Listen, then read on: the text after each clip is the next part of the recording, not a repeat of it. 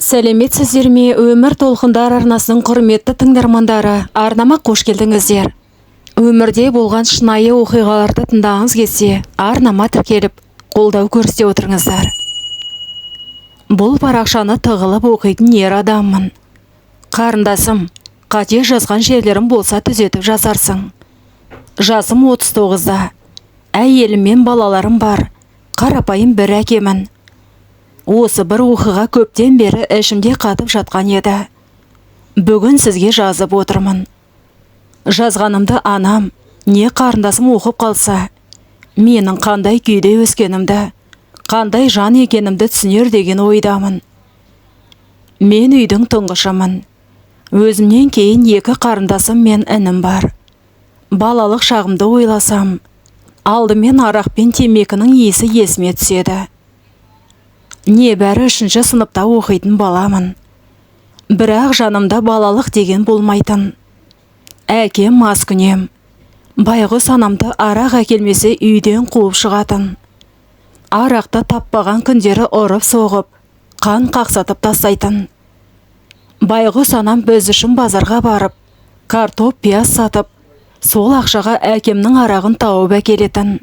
Маған темекі тұқылын жинап әкелуді бұйыратын. Егер әкелмесең таяқ жейсің, дейтін. Қоқыстардың арасынан темекінің қалдығын теріп, қалтам толғанша жүретінмін. Әкелген күні бір ауыз жылы сөз естімейтінмін. Тек аз әкелдің, деп таяқ жеймін. Белме тиген белдіктің табы әлі күнге дейін жанымда сайрап тұр. Шекем ісіп, көзімнен жас аққанда да жылауға қорқатынмын. Себебі жыласам, әкем одан сайын долданып кететін. Иттің баласы, өшір үніңді. Еркек деген жыламау керек. Деп одан сайын ұратынын білетін мен, үнсіз жылауды үйрендім. Жасым 9-да ғой, 9 жастағы мен таяқтан ерте есейдім. Өзім ап-арықпын. Үйде тоя тамақта ішпейміз. Әттең, ол кезде интернетте, телефонда жоқ еді. Жылағанымды кім естісін? Әкемнен таяқ жегенімді кім көрсін? Талай анам біздерді ертіп, нағашы әжемнің үйіне баратын. Сонда нағашы атам, неге келдіңдер? Кезінде тыңдамай сол жігіттің етегін ұстадың. Енді қайтып келуші болма, деп үйінен қуғандай болатын. Әкем мен анам бір сыныпта оқыған сыныптастар. Бір-бірімен мектепте дос болып, ғашықтар болған. Нағашы атам анамды басқа жанға атастырған екен. Бірақ анам өз сүйгенін таңдап, қашып кеткен.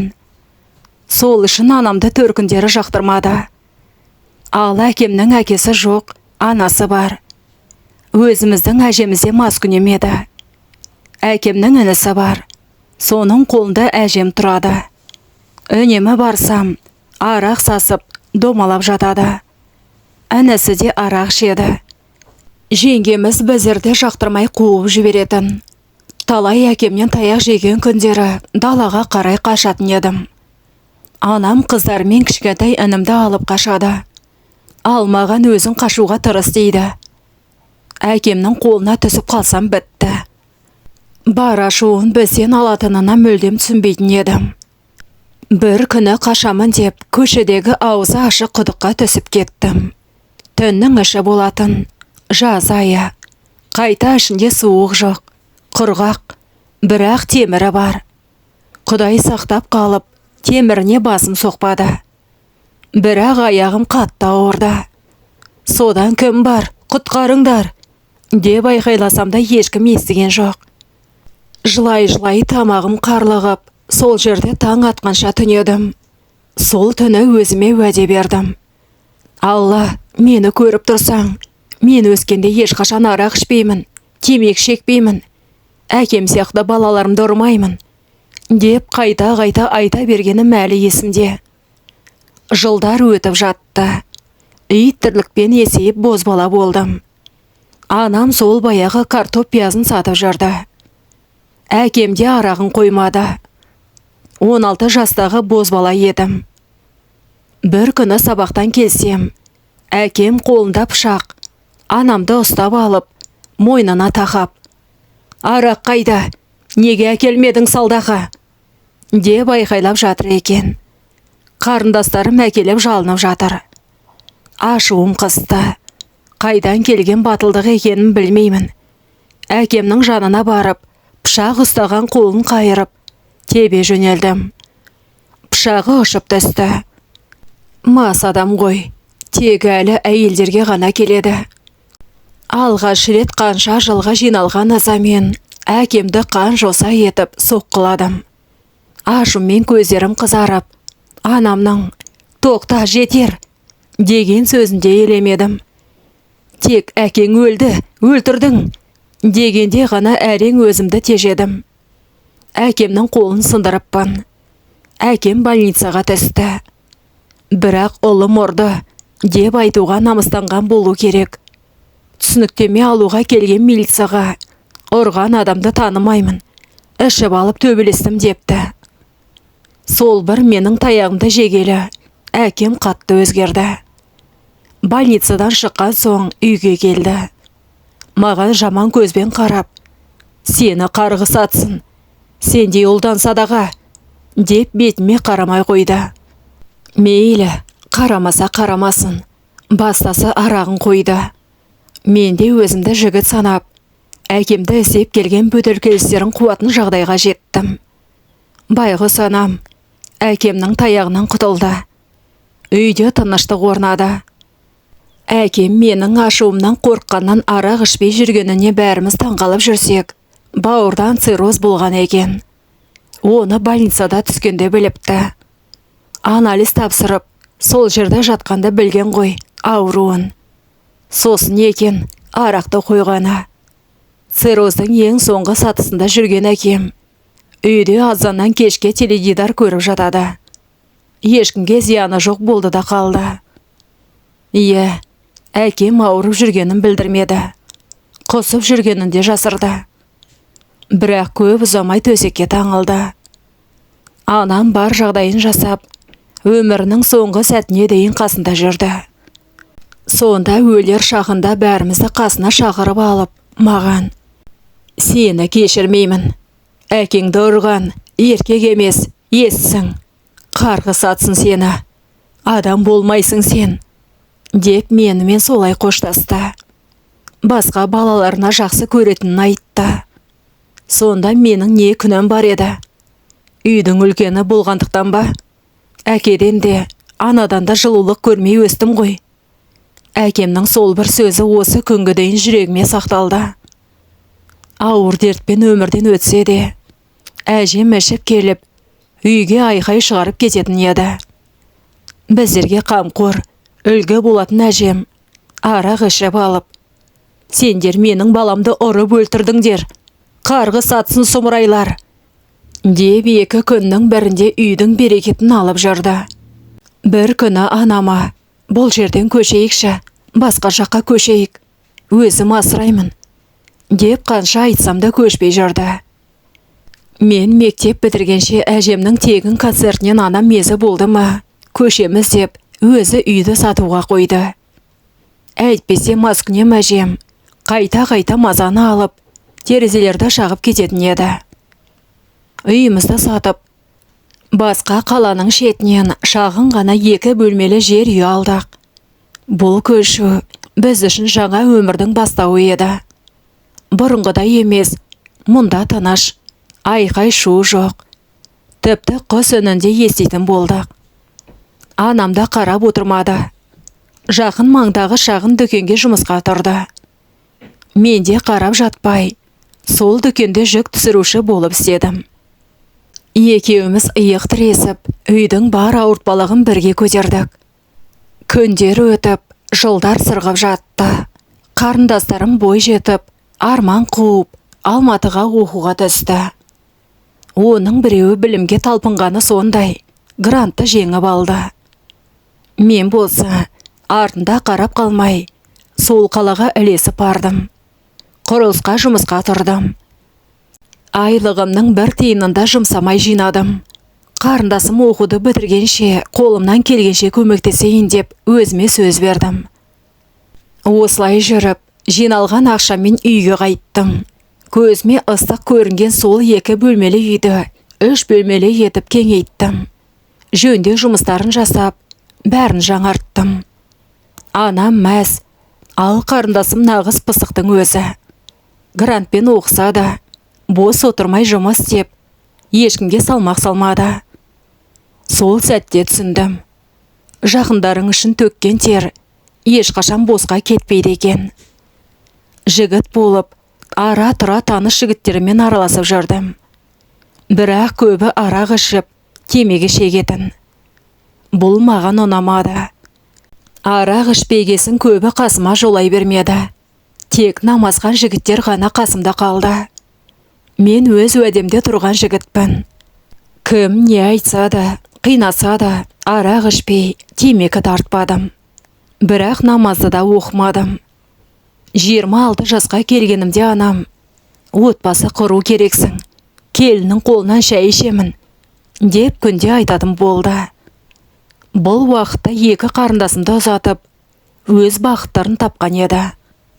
Кіші қарындасым оқуын енді бастап жатып, тұрмысқа ерте шығып кетті. Содан анам өзі таңдап, бір қыздың нөмірін берді. Дүкенде бірге жұмыс жасайтын әйелдің қызы. Ол әйел екеуі тағдырлас. Анам дүкенде еден жуып, заттардың шаңын сүртетін жан. Әлгі әйел екеуі сол кезекпен жұмыс жасайтын. Оның қызын бұрындары көретінмін. Оның да әкесі жоқ. Батылданып әлгі қызбен сөйлесіп жүрдім. Бұлай жақсы қыз еді.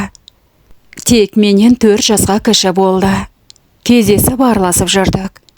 Үйлену туралы ұсыныс жасағанда ол қыз келісімін берді. Анасы да рұқсат берген. Көп ұзамай ол қыздың келісімімен алып қашып келдім. Өйткені анасының да, қызының да ұзатылып шығуға жағдайлары келмеді. Алып қашқан күні ол қыз оң аяғымен табалдырға аттады. Сол күні біздерге төсек салып берген. Бірақ Алла көріп тұр ғой. Мешітке бармай, мұсылманша неке қимай, ол қызға тиіспедім. Ертеңіне беташардан кейін мешітке барып неке қиямыз, кешке тойханада тойымыз болады деп, 1 ай бұрын жоспарлап, тойханаға жарты ақшасын төлеп күнін белгілеп қойғанбыз. Алып қашқан түні бір төсекте жатпай, бөлек бөлмеде жаттым. Сол үшін бекен, әлде басқа себеп болды мекен. Ертеңіне таң атқанда бөлмеге барсам, қыз жоқ, кетіп қалыпты. Түсіне алар емеспін. Телефон өшірулі. Үй жақтан іздеп таппадым. Анам екеуміз ол қыздың үйіне бардық.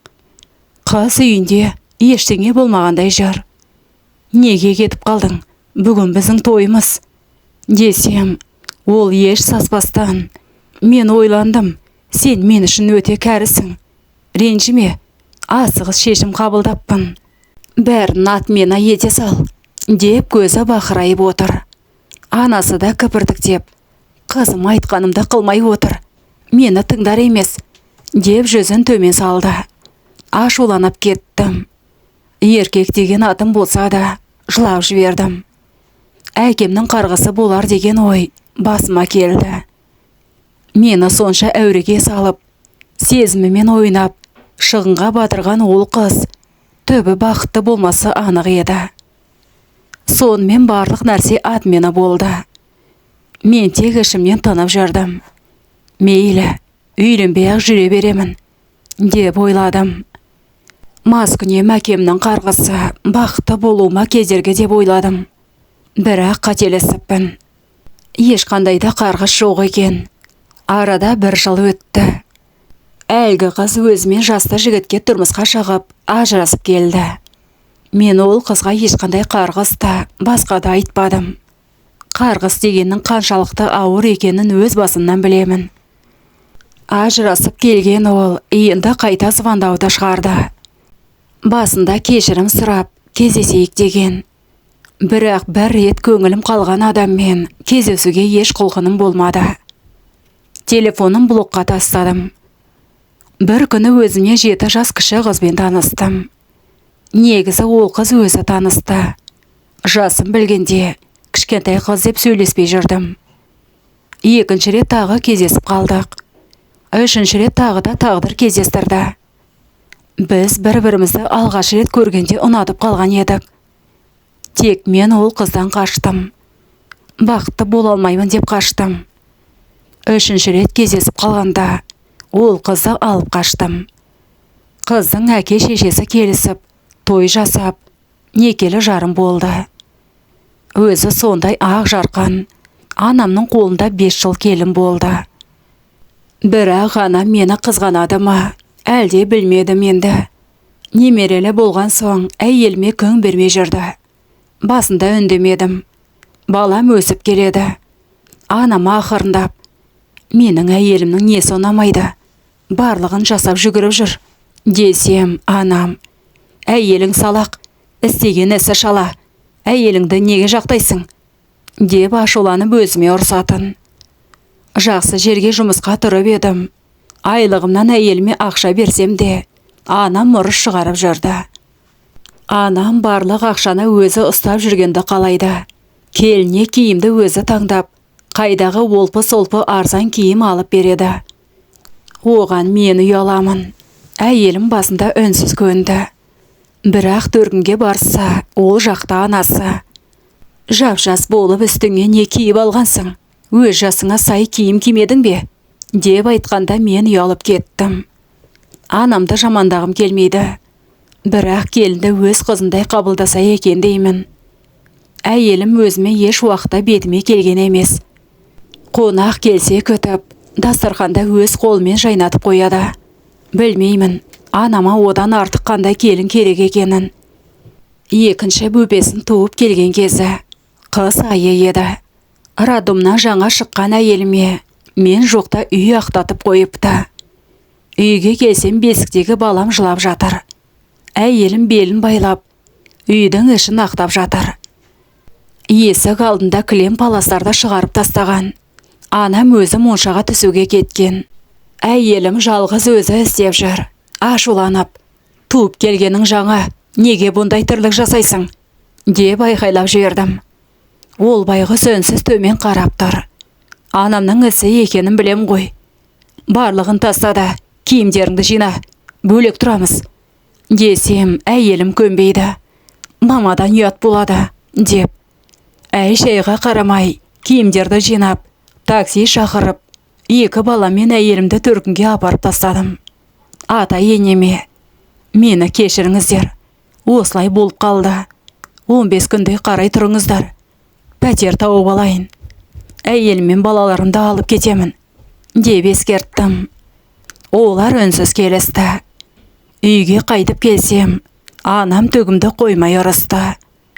Одан әйелімді жамандасын. Ештеңе демедім. Тек бөлек шығатынымды айттым. Ертеңіне төркіндегі әйелім ауырып, больницаға түсіп қалды. Үлкен ұлымды барып алып кеттім. Ол үйге көнбей жылап, шешем бақты.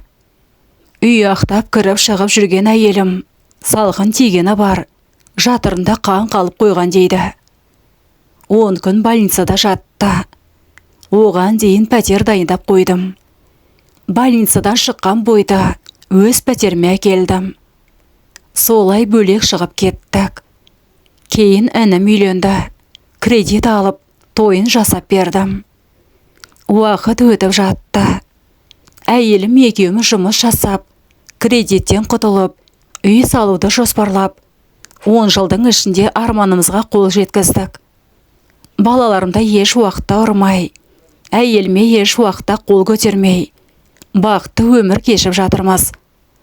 Ал анам әлі күнге дейін біздерге оң қабақ көрсетпейді. Мереке сайын туған күнін қалдырмай құттықтап отырамыз. Соның өзінде сен баланы ана қатын дуалап алған, сол қатынның ығына шықпайсың, деп айтады. Інімді келінге айдап, байғұс келінді ұрғызып қояды. Сол баяғы анам. Өзі қалай өмір сүрсе, басқалары да солай таяқ жеп, өмір сүру керек сияқты. Ініме қанша ақыл айтсам да, мені тыңдамайды. Қатынын ұрып, қандай абырой тапқысы келетінін түсінбедім. Бұл әңгімемді анам оқысын, қарындасым оқысын. Мен тек дұрыс түсінсе екен деймін. Балаларымның алдында шешесін сабап, Жаман әке болғым келмейді. Әкемнің жолын қайталағым келмейді. Балаларыма мейірімді, үлгі болып қалатындай әке болғым келеді. Деп кейіпкеріміз өзгеге сабақ болсын деген ниетпен әңгімесін аяқтайды.